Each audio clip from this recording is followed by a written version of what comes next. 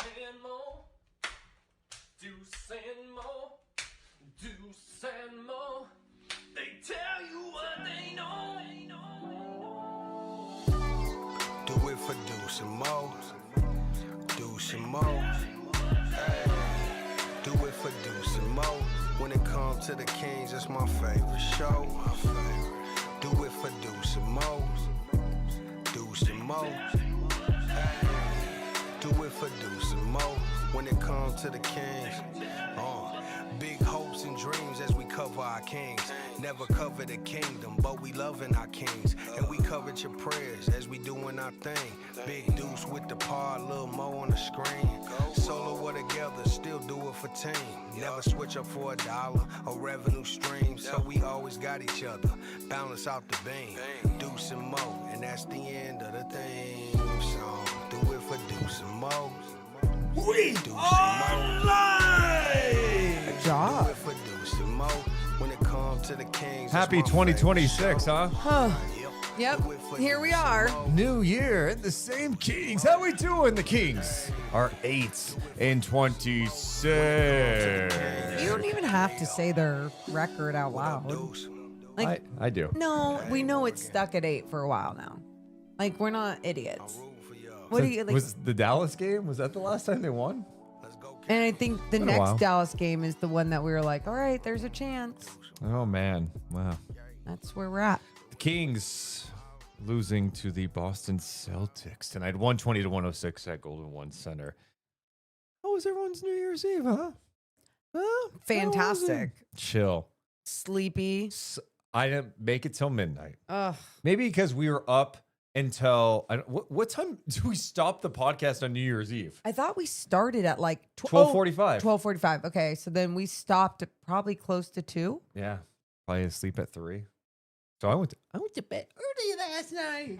Give me a hell yeah. Appreciate all the basketball sickos hanging out with us on what day is it? Oh, Thursday. Oh, it is? January 1st, 2026. How crazy is that, huh? It is crazy. Yeah, it's crazy. January 1st. And it's just like, oh man, here we are.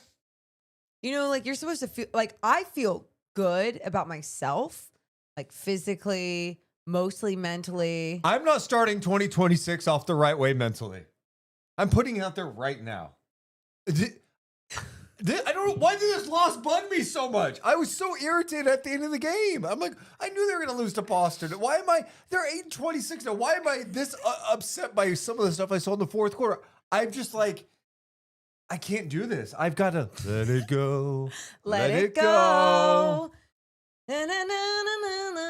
Yeah, I thought you maybe had. You don't care about the Kings no more. Well, I know that's the thing. I do care. The Kings never bothered you anyway. Oh. Dun, dun, dun, dun, dun, dun, dun. My gosh. Anyway, how's everyone else doing in the chat? Appreciate the basketball sickos. If you haven't done it yet, hit the thumbs up and subscribe. What's up, Scout Recycler? Relax into the black. Hey, Cody. What's up? What's up? What's up? Wes, we see Michael and Sean and Tall, Tiffer and Stratus, Fangirl, Sean, Grappling Dork. Appreciate all you. Give me a hell yeah.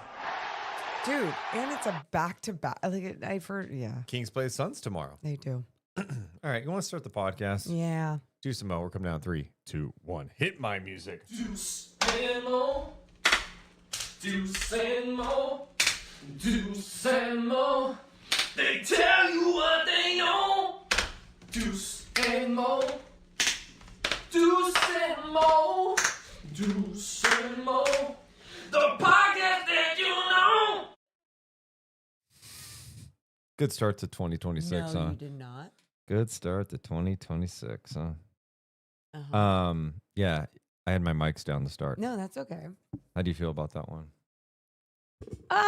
That's Sloppy, right? That's when you know I'm being bugged by the Kings a little bit. 3, 2, 1. Deuce and more. Deuce and more. Deuce and more. They tell you what they know. Deuce and more. Deuce and Mo. Deuce and Mo. The podcast that you know. Hey, welcome into the Deuce and Mo podcast. January 1st, 2026. Ah. The first podcast of the year. Hey! Yay! Yeah. It's a new year and the same old Kings. Tonight, they're at home opening up 2026 against the Boston Celtics. The Celtics team that some people thought it's going to be a gap year. They're going to be bad. Well, they did not look bad tonight. And the Kings, who were in the game most of the game, had a rough fourth quarter, to say the least. The shooting went away. The shot selection bad. The offense stagnant. They go 0 for 10 from downtown in the final frame, outscored 32-18 in the fourth quarter, and they lose to the Boston Celtics 120-106. They are now 8-26 on the season. Wow. Wow. I'm Juice Mason. That's Morgan Reagan. This podcast presented by our friends over at Sentivo Vineyards and Winery. How you doing, Mo? I'm whatever. You're whatever. I am. You're right. You're right. I thought I was stronger mentally going into 2026. And like, I don't feel super strong right now. I feel rattled, affected. I know. And this is the thing tonight. I understand people are going to go, look, hey, the compete level was better than the Clippers game. Like, yes, well, good. Yes. You lost by 41 to the Clippers. I would hope so. In the game after. No. We're cool, calm, and collected. I'm a little concerned about myself right now because here we are. We're at game 34. And I spent last podcast talking about how, hey, you know what? Expectations were low this year. I'm in a great headspace with the team. It's frustrating, but hey, this is the worst it's going to feel like. But I don't know why, like tonight, in that fourth quarter, I was just so bugged by the execution. And maybe it's because you see like the signs of certain groups doing things the right way, and then it all falls apart. And you're like, this should have been a closer game. I understand. Who cares if you win or lose? Blah, blah, blah. Get a good draft pick. I know. I'm aware of all these things. You don't have to tell me. But I just, sometimes when you watch bad basketball after bad basketball, and then you see stretches of good basketball, and then you end poorly, it just... I can name probably 4 or 5 possessions as to why you feel the way you feel. And I can criticize just even Doug going with like having to go back to like some of the older guys. Yeah. And I guess I should just be specific about it. Russell Westbrook was at 19 minutes going into the fourth, comes in around the 8-something mark in the fourth quarter. And at first, before he came in though, I was like, oh, damn, is like, yeah, Russ isn't having, a great game. Like maybe Doug's just going to go in this direction of like Keon's playing great and Nique and everyone else. Checks in. Schroeder. Well, first he checks in. No, I'm just saying Schroeder is playing well too. Schroeder, and so Schroeder's not in the game. He checks in. Then 2 minutes later, you see Schroeder over at the scores table. I'm like, well, he can't be coming in for Keon. But and I told Morgan, I'm like, he's going to come in for Russ. He's got to come in for Russ. And I was like, Deuce, there's no way he's coming in for Russ. He comes in for Keon. You should have seen Deuce. It was the moment when I knew he like didn't have it mentally. Like you lost it because you're just like, no, this is work, but this has been fun to watch. And look, Westbrook is going to have games where he should be playing down the stretch, and he's playing great basketball. 100%. Tonight, he was not having a good game. No. And when you, in my opinion, when you're 8-26 now, and you're trying to find some sort of rhythm with the style you want to play, sharing the ball, moving the ball, playing with pace, being in the right spots defensively. If you have a particular group that is doing that, I don't care who it is, keep going with that. Keep going with that. And when you're in the fourth quarter of a competitive game, I go with what's working. Yes. And if what's working is Schroeder out there with Keon Ellis, Nique, DeMar, and Max, or Keegan, whatever that group is, go with it. Even if it's for 10 whole minutes, go with it. And you're so right. And so then when Russ is in there, even though, Keon comes out, Russ is starting to jack up some threes, especially late in that fourth. How many? Morgan, Russ did not have a good game tonight. That's all there is to it. And against the Boston Celtics, I think one thing, if you're a player that has a tendency, and Russ is not alone in this, but if you have a tendency to like ball watch a little bit, you cannot take a second like off defensively.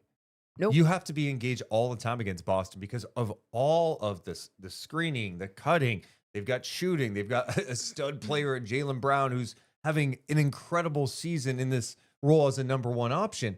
And so there were times in transition where I didn't feel like the effort was good enough at times. I thought on ball, not being aware of where your guy is. Like, you have to be locked in defensively against a team, bare minimum. And then you get into shot selection, which has been a problem for Sacramento in the last couple of games with what they did in LA, specifically against the Clippers when they were forcing everything inside when the defense is packed. We'll get to some of the good tonight, by the way, because there was some good. Absolutely. But then in the fourth quarter, it's mind-numbing for me. It's mind-boggling for me to watch a group go, all right, we're going to slow it down, over-dribble the ball. Oh, this actually like makes me want to throw And up. I'm Keep watching, going. no one is moving. I'm like, this is, you. First of all, shouldn't do that against anybody. It hurts. Let alone the Boston Celtics who are really locked in defensively, right? And then you're taking bad shots. And so Sacramento did not get good shots in that fourth quarter. I mentioned 0 for 10 from 3 in that fourth quarter. Westbrook himself in that quarter was 0 for 4 from downtown. He ends up 2 of 9 from 3 in the game. Look, Russ has made threes this year. We've talked about that. Yep. But I think he's at his best when those threes are maybe created for him. He'll catch and shoot. On occasion, maybe he gets one where he knocks it down. But if it's just him Chucking up threes. it's just not It's good. how the I don't know what threes to are say. generated, how the threes were generated in that first half compared to how those threes were generated in that fourth. It's just not beautiful basketball how they were generated in that fourth. And the reason why right now Russ is being talked about in it because he, in the 8 whatever minutes that he was playing in the fourth, he was the one that was chucking up those threes. And then when you don't have that rhythm and that same flow and the energy flowing through the basketball, it's just not good for anyone. And by the way, we're just talking about this being the example right now. We've seen this happen different times this season where it's not Russ, it's someone else. And it's like, man, what are we doing? Why are we still going with that person? Why can't you go, in this direction where it was working? We see that happen far too much. But now I think why we've reached our limit, not only because it's like, woohoo, the ball dropped, it's 2026, it's a new year. And then you magically expect some things to kind of happen with just life. We all do it. It's like, new year, start fresh. No, it's just a day later. And I mean, if you're being realistic, just the next day, but it ends up being an extra number on the year. But for all of this, we understand that things are going to be the same. But when you are 8-26 on the season, why not? Like as Coach Nique would say, why not just go in that direction of just like, hey, I'm going to keep playing whoever is playing well out here, even if it's not a veteran player and they might get a little upset. Doesn't matter. It's just the 30 whatever game of the season and we're not a good team. At this point, it's not about the result of the game. At I'm going to all. keep saying that. I'm not. It's At not all. like I'm saying, hey, if the Kings had done this and put this lineup out there, they win the game. Come No. on, what are we doing out there? I'm not even concerned about this. It's about process over results right now. Are you playing the right way? I mean, there's even times in this game tonight where there was a defensive breakdown by Sacramento and it led to an open 3 that was missed. That play is still noted as that was bad defense. Just like on offense, if you make a 3 when you're like, that's not really a great shot, cool. I mean, but that's not good offense. I'm about, are you playing the right style? And I think right now it needs whoever is going to commit to doing the right things offensively and defensively should be getting the time, like over anybody else. That's I don't care who it is. It doesn't matter if it's a veteran, if it's whoever it is. Two-way guy, I don't care. Yeah, I don't care. It's just it's just a tough thing for me right now to see what we saw in that fourth quarter tonight in a game that was pretty competitive throughout, where the Kings did some good things. And we'll talk about the good things like you said, but it's like you said, with all that, we understand that like politics will always play a part in when teams are good, and they're like, yeah, but you can't sit a guy that's making $50 million a year, or you can't sit a veteran that has this on his resume and all these things. Totally understand that those politics play a part on different rosters and different organizations when it makes sense. It just makes zero sense now in this team, in this roster, in this season. It makes zero sense. So there's just like no excuse for it. And I would even say this, if you are trying to lean into like optimal lineups, in my opinion, late in the game, the Kings, I think, even with their starting lineup right now, are kind of going more toward, let's play Keegan at the 3. So we have like Precious in there with Max. And I understand the thought they want Keegan at the 3, but at what cost? Because what it does to the spacing, it's just not good spacing. And they knocked down shots in the first half, 8 of 16 from 3. That was great. But I would even say late in this game, I would lean more into having spacing around someone like DeMar DeRozan, who Boston was sending doubles at tonight. And DeMar, he can hit tough shots. Yes. We know this. But when he feels a double team and he's got shooting around him, he can move the ball too. He's a good playmaker, and they couldn't run a lot through him. And then I thought even some of his decision making, he had one like turnaround jumper that Brown came over and just absolutely destroyed on that move. But it's everything's packed, right? And like even Keegan tonight was not good at all offensively. He could not make anything, and we're not taking enough threes. He's missing everything around the basket. You're like, I don't know how you're missing this, but part of it is the paint is packed beyond belief. And you're trying to finish over a crowd. Derek White's coming back, recovering, and he's knocking stuff away. The contests are awesome. And that's mostly because, and you say the paint was packed. Obviously, we know that spacing was bad, but no one else is that big of a threat from the outside out there. You know, so it's like, of course the spacing's going to be that's what I'm saying. Bad. Like, my point is, I think the Kings need to lean into lineups with better balance from a shooting perspective. Like, I just from a stylistic approach, it's not about, oh my God, they need to win all these games here. I know where they're at. They're the second worst record in the Western Conference. They're one of the worst teams. It's not the worst team in the NBA, but man, like, I just want to see something different. I think we've seen this, and it goes to the same people who are talking about like the trades and trade deadline, and people are like, can you just make some fans are like, just make a trade and make a trade now. I just want to see something different. And like, I feel that. I understand that because you're there. I'm not there. Okay. I'm not about just making it, but I'm also just saying like, man, like, what's the harm in having Keon Ellis in the starting lineup and running Schroeder in the starting lineup and trying something? Why are you married to like this group? All I know is I think the Kings have played stylistically better as of late with that like second unit at times. Yes, they have. They're athletic. They can switch. They can play fast. They move the ball and they play fast. And for me, I'm like, that's how you should play. Yep. I mean, Keegan talked about it even after the game, and he was like, yeah, it's a make or miss league, and we were making our shots, but in the fourth quarter, and they were making theirs. Well, part of the reason why that was happening was because how the shots were being generated in the fourth, and the ball was sticking, and it just wasn't as fast. And they weren't pushing up the floor, and then it wouldn't even swing around the horn, and it would just stay in one person's hands. And even if they did start to penetrate into the paint, it was just like already too late. Like it's just, yes. So Deuce, you coming into this podcast, feeling the frustrations that you're feeling and looking back on specific possessions, especially late in this game. It wasn't about winning this game or being like, oh man, giving them a chance to win. No, it's about watching a style of basketball where it's like, you do pay attention to every possession, because every possession matters when you are just a really bad team. But did you do everything in your power? I love when we're talking about these defensive possessions where the Celtics are just better and they score, but you see the Kings do everything right. Yeah. You know, you see Maxime Reynaud in the pick and roll coverage, and then you see Nique disciplined and vertical at the rim, and like you see guys moving with their chest and the help defense there. But man, Jaylen Brown still scores. Cool. Do your thing. Damn, we just got to see Jaylen Brown score a really tough basket on a good defensive possession. That is just, I mean, we understand there's going to be breakdowns, but are you doing everything in your power? And no, there's too many times where someone's walking back or not getting into it, and it's just tough to see sometimes. Happy New Year. Why is, I need to know what happened with me. What would your therapist say? I don't know. That's why I pay her. I can't. If I knew what she'd say, if I want to go to her, I'd be like, all right, well, this is what you do. I'm just like, I don't know. Maybe it's this.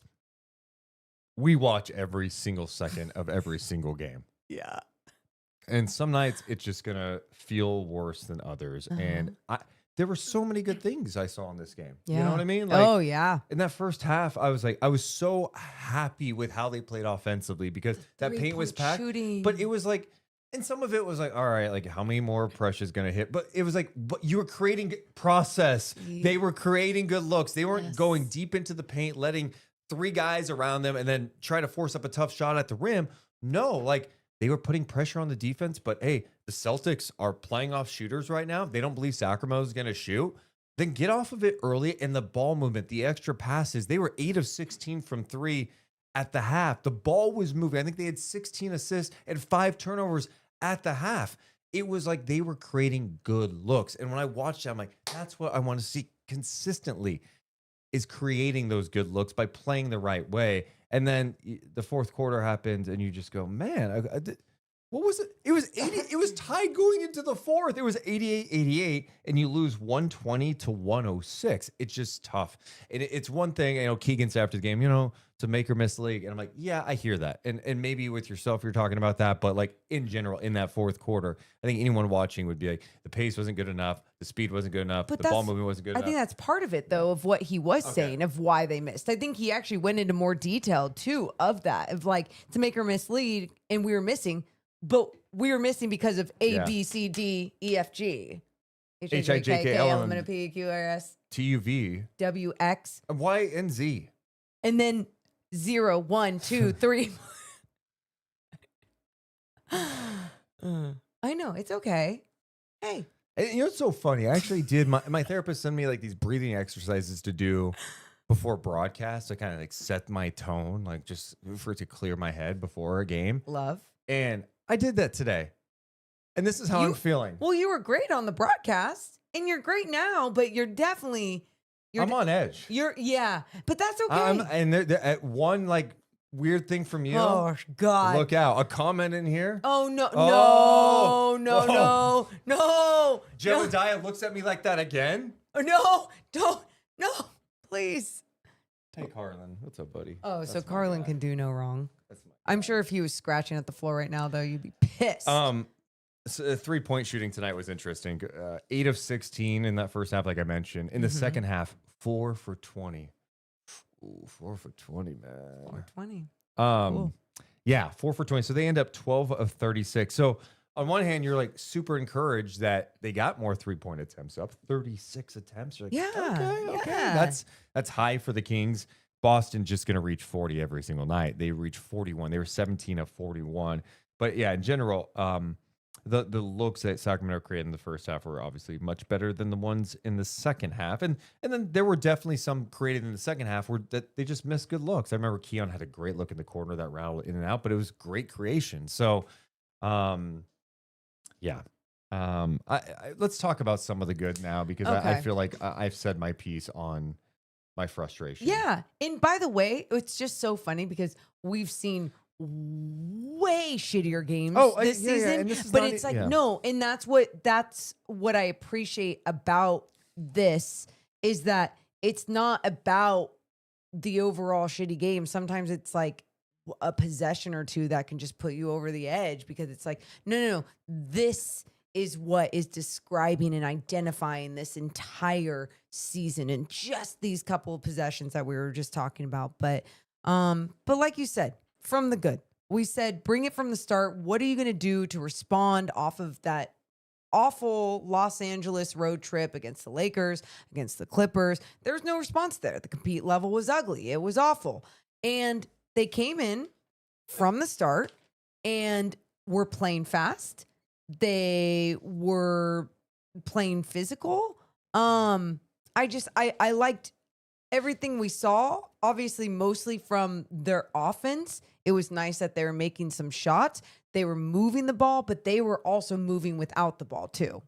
I would say the one thing from the first quarter, I was looking back, thinking about it.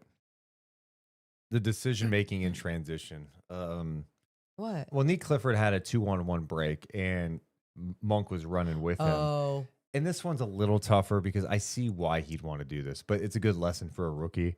That was Derek White there. And when I saw that, I'm like, Derek White is going to break up this lob, or he's going to block the shot. And sure enough, that lob to Monk broken up. And then Schroeder tried to throw a lob to Eubanks in traffic.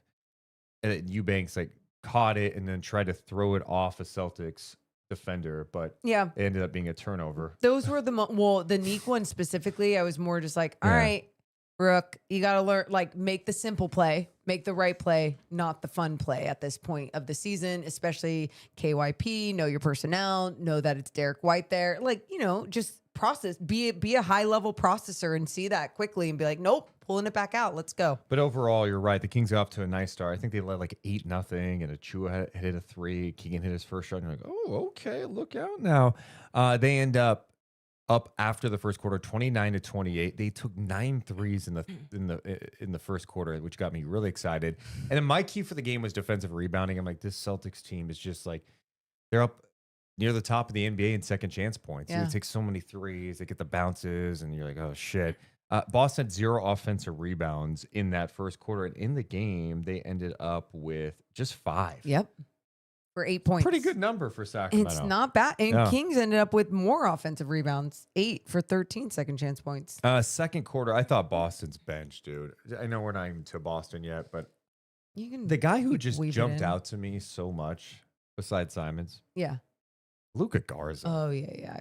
Like, who are you going to say? Yeah, Luka Garza. I mean, he moves. He sets hard screens at the top. He's orchestrating. He's just like, even without the ball, he's like telling guys where to go. He's setting good screens, getting that ball back. A little DHO action, decent passer, screen, rolls hard to the basket.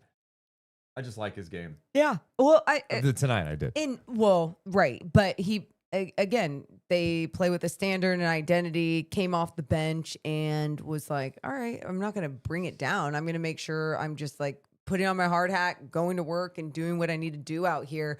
But he does such a great job, even with like his movement without the ball. He always has the intent, like, am I going to get the ball? It's not like he's just slashing through the paint without a purpose. It's slipping are one of my teammates going to find me because there's some open space and 0 rim protection. So that bench was awesome. Sam Hauser tonight. All this guy does is shoot threes. And God, does he do it at an elite level. Constantly moving. And that's another thing, you know, Boston setting so many screens. And then, you know, Hauser, he's got good size too. That's the other thing. He's a bigger guy. But he is the great example of someone that just knows his role out there. Yeah. It's like, you know what your job is? Hit some catch and shoot threes, but also move around constantly. I mean, the Kings are chasing him around through screen after screen. He comes over and sets like go screens and then pops out for 3. And you're just like, this guy is insane. Well, but it makes a defense just think on so many different levels. With a Kings defense that at times lacks athleticism and communication, it's like you just get picked apart. Oh, easily. Because it's not just like, oh, maybe he's a threat. Sure, we'll live with that. It's like, no, you have to stay on him. And if you barely get caught up on a screen, especially with someone like him, and he gets the basketball, he's going to shoot the basketball. Most likely, obviously, he's going to make that shot as well. So no, it's pretty incredible what an offense that has a whole bunch of willing cutters and moving pieces can do to a bad defense. Yeah, they have 3 guys in double figures tonight off their bench: Simons, Hauser, and Garza. So big night for them. Good for them. Yeah, so we talked about the good. Some of the other good. Barely talked about the good. Okay, you know what? You're right. Jay in the chat says this. So appreciate the grind, but game by game analysis is not anything I'm worried about right now. It just doesn't matter until some moves are made. Yeah, look, the result of the game doesn't matter, but the stuff that happens inside the game still matters to me, at least. I still care. You know, I have fun. I just like watching the games. I try to understand, like, oh, who's doing this? Why are they doing that? What is happening right now? But you highlighted Nique Clifford a little bit. You look at his box score, and you're like, man, he didn't score. He had 3 steals, 2 rebounds, 0 for 2. What'd he do? I just thought he was really good defensively. He And was. I keep saying that. I'm more and more impressed with what he does defensively. He's really strong. You mentioned the play where he just went straight up vertical defensively at the rim, forcing a miss. Was that on Derek White? I feel like it was on Derek White. That's Yeah. why I was trying to remember that replay. I mean, Derek White was on fire in that fourth. He had Yeah. 14. Okay, go back to saying nice things. But no, I just thought Nique was doing the little things out there, and the steal he had that help. It was I think it was on Jaylen Brown who was backing someone down. He helped defense, poked the ball away off to the races. That's when he threw the lob, I think, to Monk that got broken up by Derek White. But I'm really impressed by what I see from him defensively, and I keep waiting. We said this last podcast. All right, the next step, in my opinion, is let this guy handle the rock a little bit. I want to see make some mistakes, but maybe that's like a post-trade deadline thing. We did a breakdown on the pregame show today talking about Nique against the Clippers, and I know most of you turned that game off, but I went back and watched Nique in the third and fourth quarter just to see how he was doing things, what it looked like, and dude, he had some outstanding moments in there with the ball. And I think it's something that the Kings should tap into a little bit, and maybe we just have to wait. I don't know. Yeah, I liked your breakdown talking about him with the basketball and initiating things and just showing his vision, his feel for the game when the ball is in his hands and being able to create. And then on the defensive end, you're so right. His feel there as well. It's like he's just overall great feel for the game. And that's why, we're not going to talk about it every single post game when he has 16 minutes coming off the bench. Like, yeah, we know we want him to play more. We want to see how you do that, right? Because, you play this guy more, you play Keon more. It's like, okay, DeMar DeRozan needs his minutes down to like 30. A good example of this real fast, Morgan, looking at Washington. Washington plays some vets, and the other night they won a game, right? And they were playing Chris Middleton. And CJ McCollum, and it's like, okay, that's kind of similar to what the Kings have been doing with like DeMar and Russ. Of course, they have guys out due to injury, but CJ McCollum's his minutes are like 30 a game. Yeah. All right. Chris Middleton's at like 24 a game. There's ways you could still play vets, and like someone like DeMar is going to help a young team get organized, and he can help them play the right way offensively. But you could still dial down those minutes. He played in this game how many minutes tonight, DeMar? About 35. Keegan cannot, I'm telling you, 38 minutes for Keegan Murray is too many minutes. I know. Too many minutes. Especially coming back from the calf strain and everything. Exactly. It's just like, and the wear and tear. And like, I'm watching it tonight in the first half. I'm like, okay, he's defending Simons here. He's defending Jaylen Brown here. They ask him to defend so many different types of things. And then, be aggressive offensively with not a lot of spacing. It puts you in some tough spots. And now he's not making shots, and he has to be more efficient. I think it's been a letdown, and I think there's reasons for it. I feel like I'm the guy that's always making some sort of excuse for him, but I'm just being real. He's banged up, then he gets hurt again, banged up, coming back from it. I'm like, all right, now he's playing on a team that doesn't really have much flow. It's just a rough thing right now. He does so many good things out there. I'm going off on a tangent. We were talking about getting Nique more minutes, how to do that. Jesus Sorry. Christ. At least I caught myself. No, I didn't even realize how far down this hole that you went, but you did, and that's okay. Hey, it's okay, bud. We call that a spiral. Anyway, so Nique, I get minutes up, please. Keon Ellis tonight. Next guy I want to talk about. He is my goddamn butcher and barrel player of the game. Thank God. Yeah. I'll let you talk. Keon. Knockdown 3. What do you do well? You take it away. Oh, thanks, Deuce. Deuce and Mo podcast. Yes. Keon Ellis. From the start of when he got into this game, especially when he is staggering with that second unit, the ball was moving great. Loved seeing how the ball was moving, but loved what he was doing when he had the ball in his hands. He was making quick decisions when the ball was getting swung around to him. Quick shot. Like, didn't even think about it, right? But then also, when he had the ball in his hands and he was making a play, putting the ball on the floor. It's like he was putting the ball on the floor to create, whether it was in the paint and or to have a step back three. He was just efficient, confident on that side of things. Defensive end, active with his hands, doing all the things that we already knew that Keon Ellis could do on the defensive end. But what it did tonight, I felt like, was keep the entire Kings transition offense, early offense going every single time that he was in there, because he was also with other players that could defend and that could help. And they all, like, I don't know, when that second unit is playing together and it's just fast because of what it's fast on the offensive end because of what they're doing on the defensive end. And it's a really fun style to play. And he had a lot to do with that tonight. He ended up with 18 points, 7 of 12 shooting. It was good to, excuse me. He had 16 points, 6 of 10 shooting, 3 of 6 from downtown in his 27 minutes of action. He is our butcher and barrel player of the game tonight. Keon Ellis. Yay. Staying ready, man. I like him. He's a winning basketball player, and he should be playing. Keon Ellis, our Butcher and Barrel player of the game, and you can go to Butcher and Barrel. It's right across the Yes. street from Golden One Center. I know a lot of people that have come up to us at games saying they have gone before games.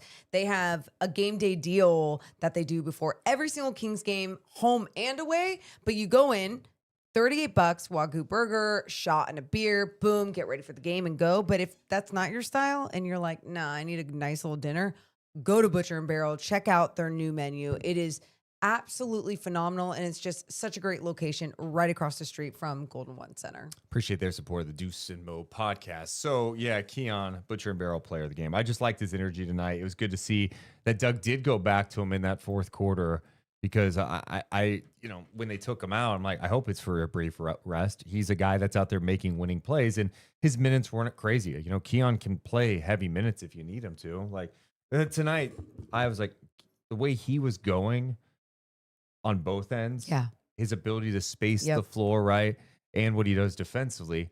Play this guy. He should be playing 34 minutes in this game. I know. You know what I mean? I know, and that's why even when he came out at the end of the game, it was frustrating. Yeah, that was. I would have just rolled with it. You know, it was not Russ's night. You didn't need to play him in the fourth quarter.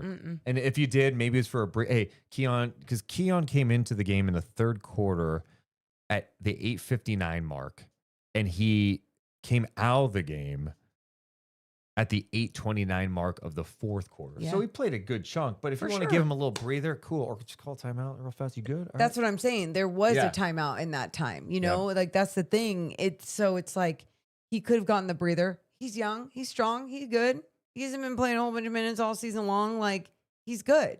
And he was just like, I don't know, gaining more of a flow and playing freely the more minutes that he was playing. And so then when that did happen, it was like, it didn't blow my mind. It was just confusing and hurt my soul. I was gonna say it's gonna kill me if he goes to another team, because he's going to help another team. But then I'm just like, yeah, I mean, look around the league. I mean, tonight, Nique, Queta, De'Aaron Fox, Harrison Barnes, Tyrese Halliburton. who else can we name? A lot. I mean, we've seen Buddy Hield do some. No, well, you're going too Okay. far now. Yeah, I mean, he's Nah, the experience. You're going too far. Is Going that a little too far? It's going too far. He had his moments. Shout out to the live crowd, by the way. Yeah, Give me you a guys, hell yeah. you sickos. Basketball sickos. Sydney says, by the way, we don't get to see you at halftime shows in Australia, but today we did. And I really enjoyed your summary and banter. Shout out to Sydney watching in Aw. Australia. Give me a hell yeah.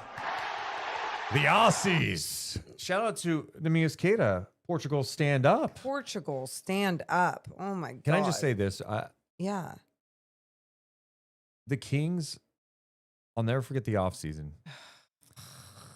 They had Queta. They gave him that they gave him like a standard contract, right? Because he's on a two-way deal. And it was not guaranteed. And they also brought in that offseason Nerlens Noel. Remember him? I sure Yeah, do. yeah. And he never played with the Kings, but he was, on the roster. And then once the Mavs they bought out JaVale McGee, the Kings went, all right, we don't need Queta or Noel, and they signed McGee. So like the Kings got rid of Nique, Queta, who had shown promise. It's not like it was like, oh man, this guy really came out of nowhere now. It's like he was in your G League program developing, didn't really get a ton of time. Mike Brown like threw him in one game. I'll never forget. Like Sabonis got into foul trouble in Philly, and then he just threw Queta in there, who was just like, "Whoa, I have to deal with Embiid. Oh my god!" And then like we didn't see Queta for like 8 weeks after that. But like he's turned into just a solid big in this game in this league. And I'm like, he would be probably starting on the Kings right now. You know what I mean? He would be. It's that's where it's a shame. It's those type of moves that a team like Sacramento, you can't make those mistakes. Like, so you decide to go with JaVale McGee, who didn't really factor into your season at all that year. And since then, he has not played in the NBA. Meanwhile, Queta is starting on a team that's got one of the best records in the East. And I bring that up to say, not to just go back and talk about some past player. It just makes me think of someone like, again, a Keon Ellis, who is just this young player that has developed in your system. Like he was an undrafted guy that was in Stockton for a couple of years, right, on a two-way deal, and then he eventually gets that standard contract. And you see like the growth he has had and like consistency he has had in this game, and the thought that like the Kings may just move on from him at the deadline if like that. No. If moving on from him was truly like how it keeps being reported, is that he's this valuable asset, teams want him, and it made sense to get whatever the hell that you're getting back. Oh, okay, great.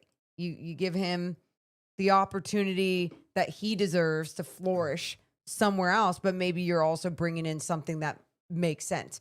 It's just hard for me to compute that. And like, he's like 25. That's he what hits I'm threes, saying. plays defense, and like is a good guy. Like you sign him to an extension. In my opinion, I mean, if he wants one, I don't know at this point, right? Yeah. Sign him into extension, and what worst case you give him the deal and you have to move him later. Like he's still going to be an asset in the NBA. I don't think anyone's going to be like, God, why'd they do that with Keon Ellis? Yeah. I don't know. I'm with you with how we've seen this organization over the years develop players and then like not be patient with it. And if you're going to be patient with something, like now is the time to be patient with your youth and everything that you're doing, and not just figuring out how to get Band-Aids and patch up this team and make this team mid-level like it's been for so many years. Any other positives from this game tonight? DeRozan led the team with 25 points, 9 of 15 shooting. Also had 6 assists, 5 rebounds. Anything else jump out to you? I thought Schroeder was really good. He had 18 points, 7 to 12 shooting. He also had 7 assists, just 2 turnovers. Played with good pace. Precious knocking down a couple threes in the beginning of the game. I thought that was a fun way to kind of set the tone too. And it was I like Precious. Me too. And I even liked him getting into it with Nique when they were going up for that jump ball. I was like, yes, the fire.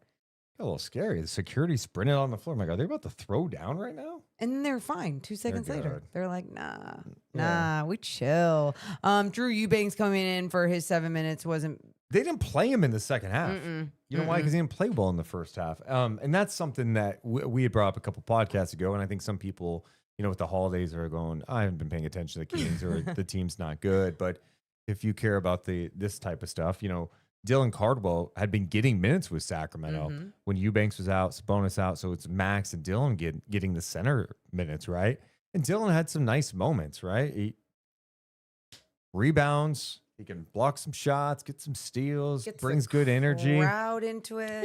Solid big off the bench. Sure. You're rookie. He's on a 2-way contract. Well, once Eubanks came back, he hasn't been playing. He's not even suited up. And he's on a 2-way deal, so he can only be active for up to 50 games. So now he's not playing with Sacramento because Eubanks is back. And if they signed him to a standard contract, they would have to cut someone because their roster is full. So I guess I didn't have anything else good to say because I was also going to say the Malik Monk 6 minutes. So we just have no answer, or like, I love that like everyone's just like, okay, you tell us, like that's not what we're doing, and everyone's just like, you can't play everyone, Morgan. I mean, trust me, I would. But you know how I feel about think Malik that's Monk. just about you can't play everyone? Malik Monk's perfect for creating offense and like moving the ball around and doing things. Yeah, I mean that's fair. I mean, I agree with you on that. I just I don't get it. Don't get it. Like even someone that was asking me, why isn't Malik Monk? I literally don't know. I get the whole, like, you can't play everyone, but like, if we're going to go if we're going to do the whole thing, like, but this guy has this resume and this guy's done all this around the league and this around the league and this, hasn't Malik Monk built a resume to deserve playing time if we're going to go with those standards? My point is, it just all feels weird. I don't understand it. And I need movement, and I need movement now. I'm spiraling. Fuck.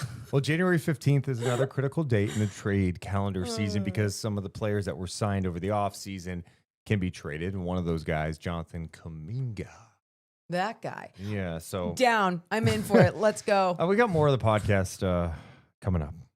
We got to mention that we are presented by our friends over at Sentivo Vineyards and Winery. Oh, yes. I'm stopping by their tasting room to pick up a few bottles. I think tomorrow I'm going to do that. And it's a beautiful tasting room in Suisun Valley. They are the best. It's a family-owned winery. It's some of the best wine ever too, and that's why I'm picking up some bottles just to actually show some people how delicious it is. Yes. You can give your bottles to at sentivovineyards.com, or you can go to their tasting room. You can kick it at the tasting room. You can get your bottles there.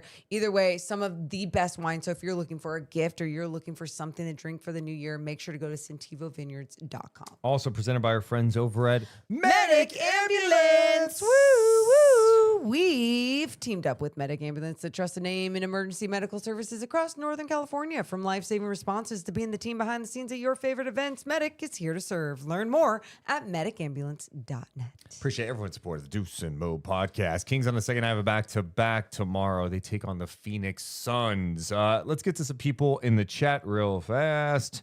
Yes. One person says, Kuminga sucks. I don't know why you guys are dreaming of having that dude. Well, okay, a couple of things. All right. I don't think Kuminga sucks, but that's fine if you say. But I'm not dreaming of it. I was just going to say, not dreaming. I'm not dreaming. I'm like, hey, take a chance on a guy like that. To me, it would be a low-risk move. I'm not saying he would change anything, but it's just been a name linked to the Kings. There's no if you told me Giannis was linked to the Kings, guess what? I'd be dreaming about it. Jonathan Kuminga, not dreaming about it, but hey, it's thought about whenever those rumors are out there. Well, if you want a special edition of TMZ, where we talk some NBA trade rumors, Jonathan Kuminga is a name apparently that the Dallas Mavericks have interest in, according to our buddy Samuel Amick. Oh, Samuel. A league source said the Mavs do have interest in Kuminga, who can't be traded until January 15th, but is widely expected to be dealt before the deadline. His salary, $22.5 million, comes well short of Anthony Davis's $54 million. It would thus require the inclusion of another big contract, Draymond Green, if the Warriors were trying to go after AD. That's been speculated a little bit. Yet, as Warriors coach Steve Kerr said publicly last week, a team sources confirmed a move like that is not in their plans. A Butler for Davis swap works financially, as the Warriors forward also makes $54 million this season. But Golden State has shown no interest in making such a move, while team sources say the Warriors have not entirely closed the door on the Davis deal. It appears unlikely. So anyway, apparently the Mavericks are interested in Kuminga. Kuminga has got to get moved. The Warriors have totally shit the bed on this one. Totally. I mean, he doesn't play. That's the thing. My whole thing with him when they brought him back, I'm like, okay, well, then you have to commit to playing this guy in a consistent role, build up his value, and maybe it works out there. I didn't expect it to, but then you could trade him at January 15th. Just be on the same page. They were on the same page for like a week and a half, and the second that Kuminga messed up like once, he's done. He's not playing. He gets banged up. Now he's getting DNPs left and right. Like and Steve Kerr is saying like, well, there's someone like Guy Santos. Yeah. He can be impactful in 4 minutes. Kuminga needs more of a rhythm, blah, blah, blah. Kuminga should be getting DNPs, whether you like him or not, DNPs. And why'd you pay it? And I think they thought, oh, we're going to use his contract to get some big deal. All right, maybe I'm wrong, and it leads to them packaging him with someone to get Anthony Davis. That seems crazy, but maybe that's what happens. I doubt it, and I feel like they're I don't know. I think the Warriors going to be disappointed with the return they get on Jonathan Kuminga. Maybe, but you're trying to make whatever move makes sense for you. And if it does make sense to have like the whole, okay, package them up and figure it out. But I'm so with you on just like, I don't know, the ethics of it or morals or whatever, however you want to put it, with just signing him to not play him, to not being able to figure it out at all when there's been bodies down. Dude, where they're a team that needs athleticism. Yeah. You know, it's similar to Sacramento. You watch them sometimes like, God, that team's so much more athletic. And that's why, from Sacramento's standpoint, I understand the interest in him because Kuminga's young, has upside, and maybe with some consistency, that's it. he can show what he's capable of. It doesn't mean he's a franchise savior or anything like that, but I think a team like Sacramento could use a 6'8" guy who's got the ability to score the basketball and has shown flashes of being able to do some good things defensively. Now, he's got a lot of room to grow. The three-point shot is shaky. Again, it's a swing you take. It's not like he's on a 5-year deal. One other trade thing, Chris Haynes said today on Sirius XM that he fully expects Anthony Davis will be traded by the deadline. AD makes 58.4 next year and a player option for $62.7 million in the 27-28 season. Apparently, Atlanta could be the favorite in this, but Dallas has no desire to take on someone like Trae Young. Okay. So I don't know. The whole Anthony Davis thing, it's just crazy. And the Mavs are not going to look good in any way because that, you know, You traded Luka for him, and then a year later you want to Yes. move on from him. And look, part of this could also just be Clutch pushing out, trying to get him out of there. So they're trying to like, hey, no, he's most likely to be moved, trying to get some interest in him. I just love it because it could be worse. You know, it could be worse. In what way? I'm sorry. I'm not following you. Really? No. Okay, you have a generational player and your organization just trades him away for another player that's good but always hurt, and then trades him away possibly the next year. Yeah, I mean, I think that's bad, and I hear you always be worse. I mean, they did get the number 1 pick, so like I mean, they didn't get the number 1 pick because of that. They got the number 1 pick because of luck. Sure. Or rigged. Sure. But I'm just saying in terms of it could be worse. I'm like, well, I mean, I think they're in a better spot. All right, dickhead. Sorry. I was just, I was feeling good for a second, and then you brought me back down to earth. AD has played 16 games this season. Last year played 51. The year before that, 76, 54, 40, 36, 62, and 56. Now, watching Anthony Davis, when he's on the floor, you're like, yeah, this guy is so impactful, especially what he could do defensively. The Lakers' defense has been like embarrassing since he left. So obviously, you know what he could do. He just can't stay on the floor. It just has the makings of some team is going to trade for him, and it's going to be like the perfect fit, and he's going to be healthy, and you're like, oh, wow, he made them a lot better. You think so? I mean, again, can he stay healthy? I don't know. Most games he's ever played in his career, 76. So, yeah, and that was, early on in his career. I think it would be so great for the league if players like Anthony Davis could stay healthy, could stay on the floor. He's what a special talent. His ability to, you already talked about what he can do on the defensive end, but even on the offensive end, turn around, shoot over people, elevate over them. It's beautiful. It's fun to watch, but can't stay out there. All right. What's our J Street Dental moment of this game, huh? Yeah. Kings lose 120 to 106 to Boston. Yep. That's we showed it on our post-game show, and it was DeMar fast break outlet to Keegan, who then threw it up, little alley-oop to Keon Ellis. Yeah. And that's when just like the ball was moving fast and it was just simple. Nothing was difficult about it. Nothing. Celtics in transition defense, bodies were there, but like Kings just did a better job of passing the ball, doing the right thing. That's our only moment. Jesus. That's a tough one. Yeah. It's a tough one. J Street Dental moment of the game is a very fundamental play that most NBA teams make. A push ahead and a lob. Yeah, okay. Cool. Enriching lives and enhancing smiles. Head to jstreetdentalgroup.com, and they also do all the fundamentals when it comes to your mouth, making your smile the best smile it can be for 2026. Like I said, jstreetdentalgroup.com. You can also check out their sister office, Sacramento River Dental. They're the best. They're Kings fans. I wonder how they're all feeling.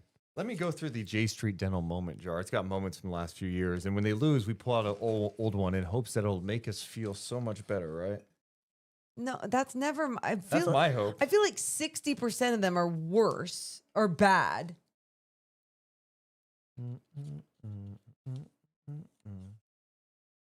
This isn't a score, so we won't use that one.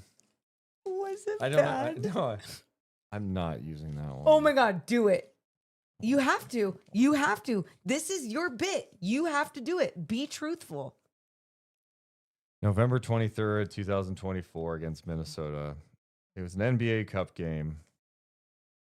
De'Aaron Fox had 60 points. Ant had 36. Kings lost. Well, that didn't make me feel better. You asked for it. I was going to put it back in the J Street Dental moment jar. You didn't have to shut the lid so hard. Yeah. Like the moment's going to creep on out on everybody. What a tough time. Super chats real fast. We got one today from Ben saying, "Love me a competitive loss." Aw. Okay.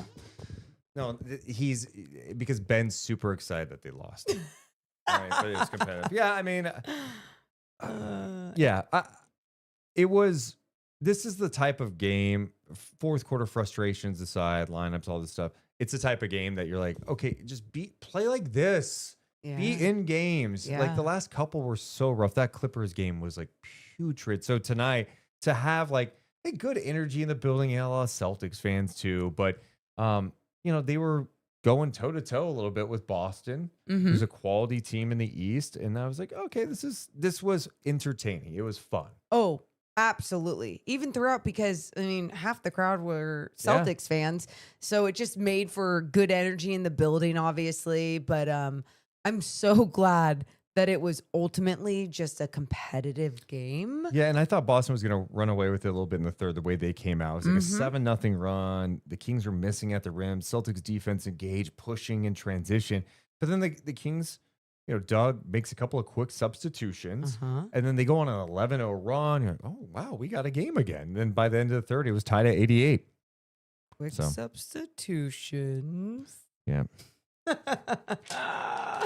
Oh, man. So next up, Kings play tomorrow against the Phoenix Suns, a Suns team that, you know, it's got to be one of the, I don't think people talk about like it's one of the better stories, but in terms of like where expectations were for this team before the year, after they moved on from KD and, you know, Beal and the way the last couple of years have gone, for them to be 19 and 14, and plus one of the guys they traded for, Jalen Green, has been a non-factor due to injury. They have to be feeling great. Like Dylan Brooks has been awesome. Yeah. Yeah. Booker's Booker. Mark Williams has been entertaining and fun. Gillespie, Knocking dude, down he's threes. so fun to watch. Yeah. It's refreshing to see a team make some tough, like obviously they made some big mistakes and it did not work. And they went, you know, we got to change shit up. Like we just have to. And it's been better this year. They are a better team this year than they were with Kevin freaking Durant there last year. No, and it's like, you know, it was Kevin Durant's situation was starting to worry me with like Brooklyn and then, you know, with the Suns. And it's just like, what is he?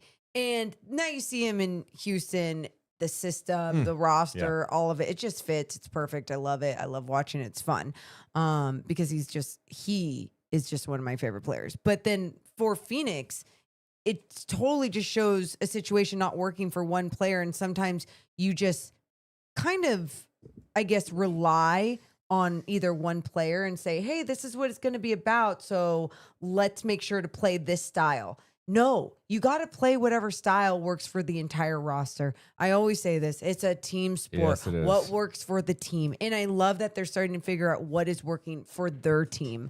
Especially someone like Devin Booker, who, you know, always has his ups and downs. What can he really be in this league with what type of roster, all the things. I know they lost that last game against Cleveland, but They've won 4 or 5 overall. Yeah, just still playing some good basketball. It's been a minute, but are you down to play a little Who Did That? There you go. I hit the wrong music. I know. We had 5 games in the NBA tonight. A light night to start 2026. The Kings, of course, one of those games. We go around the league. And guess who put up that stat line? More like Morgan guesses. Yeah. We're going to start tonight. Houston beat Brooklyn. The Nats have been, fun at times with a young group, playing a lot of young guys. But they lose 120-96. They never led in this game, by the way. So tonight, let's find an interesting stat line that Morgan can guess. Who did that? Not many compelling stat lines Oh, tonight. God. Okay. As we scan around, Kevin Durant, he was playing tonight. I wish I would have done his stat line because it was kind of interesting. He had 22 points, 11 assists tonight for Katie, along with 5 rebounds. Did have 6 turnovers. Kevin Durant. Yeah, ding, ding, ding, ding, ding. Just throw a random one. Who had 23 points for the Rockets, along with 4 rebounds, 3 assists, 2 steals, and a block? Thompson? Amen Thompson. That is absolutely right. But who had the lead in blocks tonight for the Houston Rockets? Who did that? Eason? Was it? That's a great guess. Tari Okay. Eason had 1 block. In fact, tonight there were 7 blocks in the game. The Rockets had 4 of those from their starting lineup. But who had the lead in blocks in this game tonight? Şengün? Another great guess. He had 1. And it wasn't Thompson. This player, let me give you a little hint. He played 31 minutes, but it was off the bench. I don't know. The answer may surprise you. Look at some of the bench. Is it like Reed Shepard or something? Reed effing Shepard with 3 blocks tonight for the Houston Rockets. He had the most blocks in the game.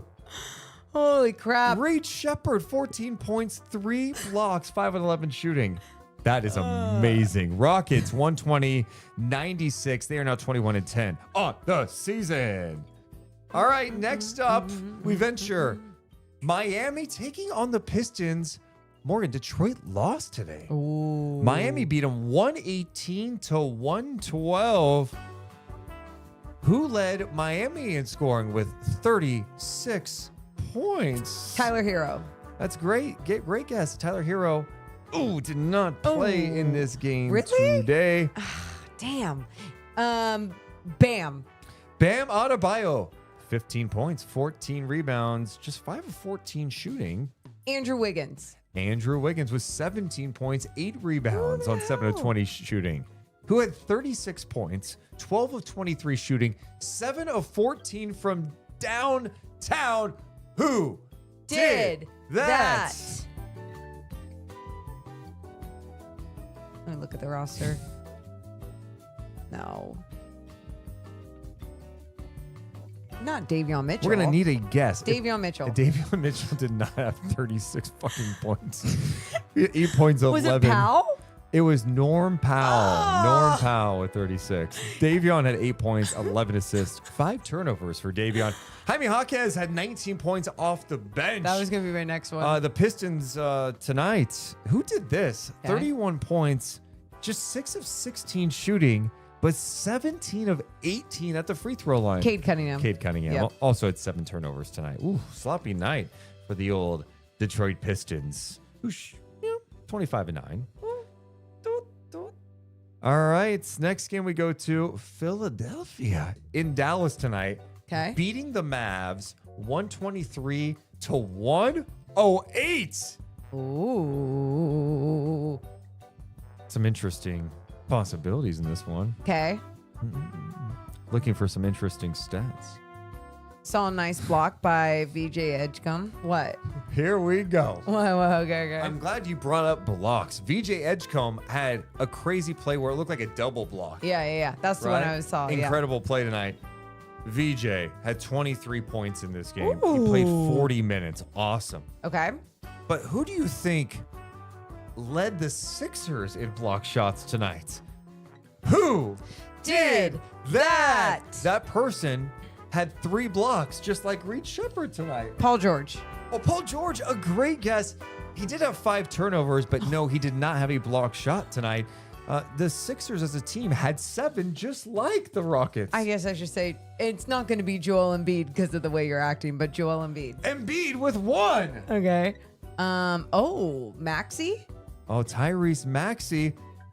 He not only had 1, he had 2. But we're looking for 3?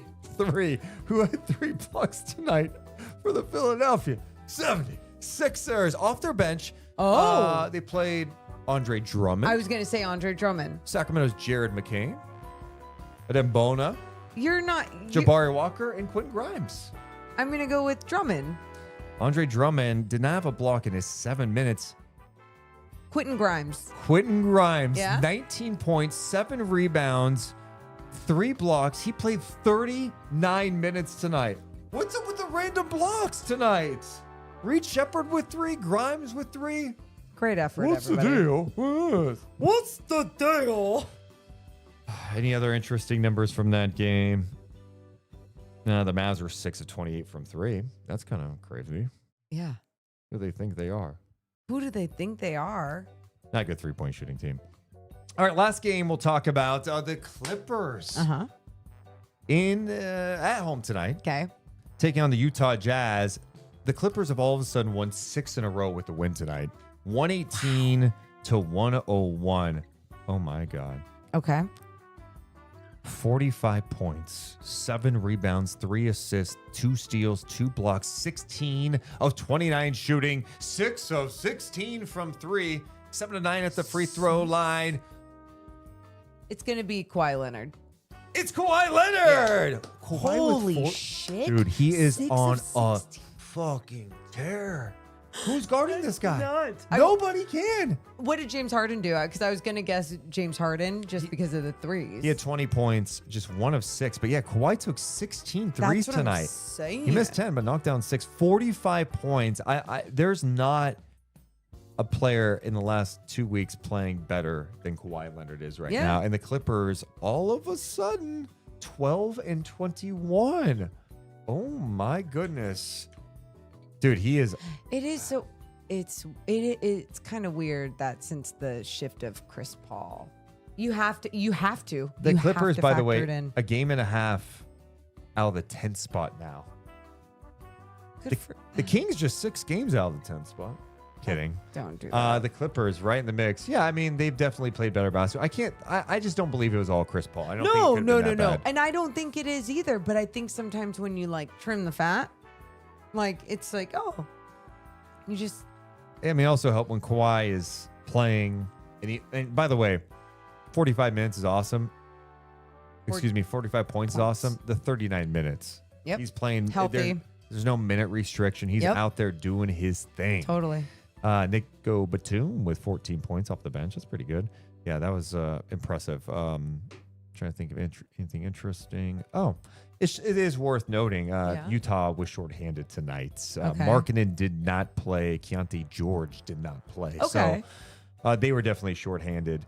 Their leading scorer tonight, Kyle Anderson off the bench with 22 and 8. Damn. I should have done that one Yeah, for you. I would have never guessed Oh it. my God. I wouldn't have liked that one. Slow-mo. Some people are going, he's on the Jazz? 22 points, 8 rebounds, 8 of 10 shooting in 32 minutes. Cody Williams with 18 points. Anyway, that's another edition of Who Did That? That was fun. Dude, we played a really fun game on the pregame show too. Oh, yeah. What was it? Did Joe Mazzulla say that? Did Joe Mazzulla say that? And it's, Joe Mazzulla has had some, how do you say it? Interesting quotes. Yes. And I totally thought our producer was going to use the one of him talking about getting a pet wolf. And he did not. And he did not. But that was just one of them that he could have used. Here are the quotes that were used in a game we called Did Joe Mazzulla say that? Where we read a quote and we tell you, or we guess, did Joe say that or is this someone else, huh? The first one, expect the unexpected in the kingdom of madness? I know the answer. Who is it, Morgan? It's Macho Man. Did I do it right? I mean, it's not, honestly Wait, not bad for you. Okay. Do yours. Oh, yeah. Oh, yeah. Expect the unexpected in the kingdom of madness. Okay, wait, let me try it. Oh, yeah. And that's not good. That's a bad Macho Man. Oh, yeah. Expect the unexpected in the kingdom of madness. No. A little deeper, a little more raspy. Why are we doing the fingers? Because he snap and slip. What is this? What is this? He always, that's how he points to the crowd. I kind of like what I do. I kind of do a Macho Man. Wow, you're just like Macho Man. Rest in peace, dude. Oh, rest in peace. Oh, yeah. Oh, yeah is not bad for the Macho Man, I No, must say. I think it's great. The cream of the crop. Okay, so Next that's Macho quote. Man. The next one. All right, did Joe Mazzulla say that? The animal kingdom is the most pure form of hierarchy and role definition that there is. The animal kingdom is the most pure form of hierarchy and role definition that there is. Joe Mazzulla. Yes, that's Joe Mazzulla. Which is just like, that sounds like it wouldn't be Joe Mazzulla. In what context is he even talking he about? says it really fast. Yeah, the animal kingdom is the most pure form of hierarchy and role definition that there is. So like it's just life or death out there. That's what he's saying. Yeah, man. Okay. Next one. We're all going to be dead soon, and it really doesn't matter anymore. So there's zero pressure. Oh yeah, for some reason I thought this was Scar from Lion King, which that would make it really dark. I guess Kyle Shanahan, because he had a similar like death quote. And this was Joe Mazzulla? This was Joe Mazzulla who said we're all going to be dead soon, and it really doesn't matter anymore. So there's zero pressure. Yeah. Deep, man. Deep. Let's just play. Hey, that's deep, Joe. Next one on. Did Joe Mazzulla say that? I am ready to face any challenges that might be foolish enough to face me. Oh, I know this one now.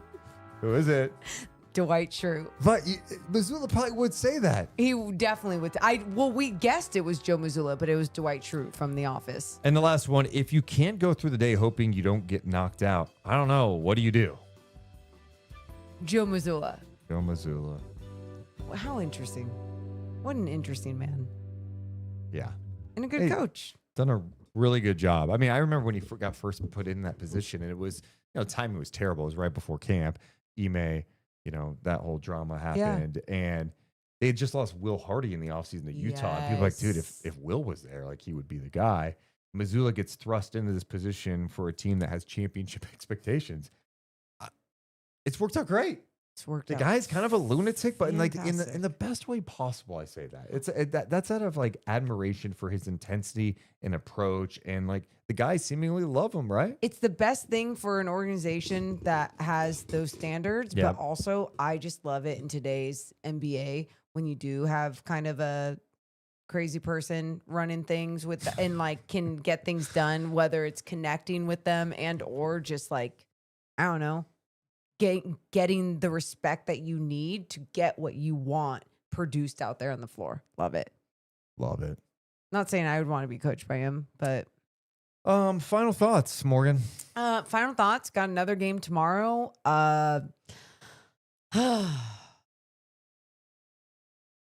Just give me some good basketball. I mean, Yeah. we spend so many hours watching basketball. And I know someone had that comment earlier, just being like, I don't know about game to game, post game analysis. And it's like, no, I understand that. Like Deuce and I understand, like, you can only look at the big picture so many times. You can only break down every play that Nique Clifford or whatever is happening every single time.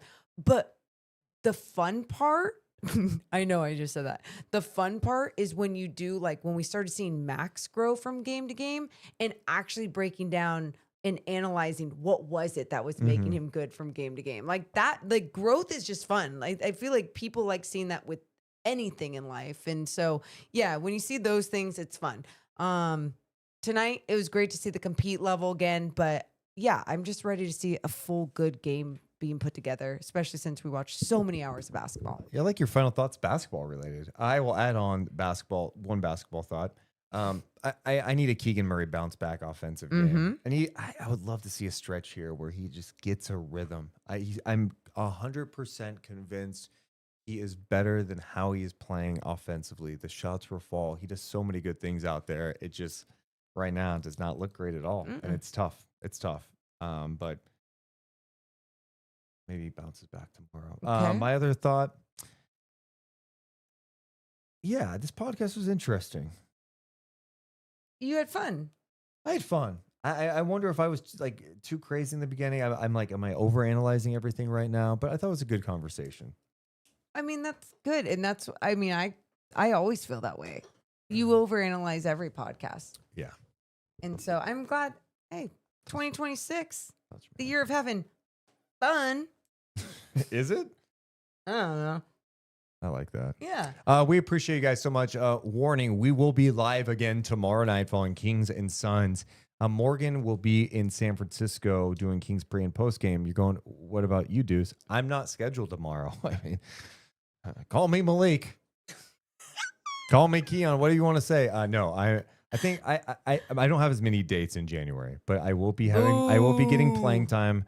Stop all. Hey, relax, everybody. I know the chat's on fire about this, right? Calm down, everybody. Jebediah, you're upset too. It's okay. No, but so you're gonna be in San Francisco. You're gonna drive back. Yeah. And then we're gonna be live probably around the same time, like 10:30. It's a 6 p.m. start, so a little later of a podcast, but at the same time as tonight. Yeah. But So be there, be anyway. square. Yeah, we love you guys so much, but we got to go. You all have a wonderful rest of your night. See ya. Deuce and Mo, Deuce and Mo, Deuce and Mo. They tell you what they know. Deuce and Mo, Deuce and Mo, Deuce and Mo. The podcast that you know. Deuce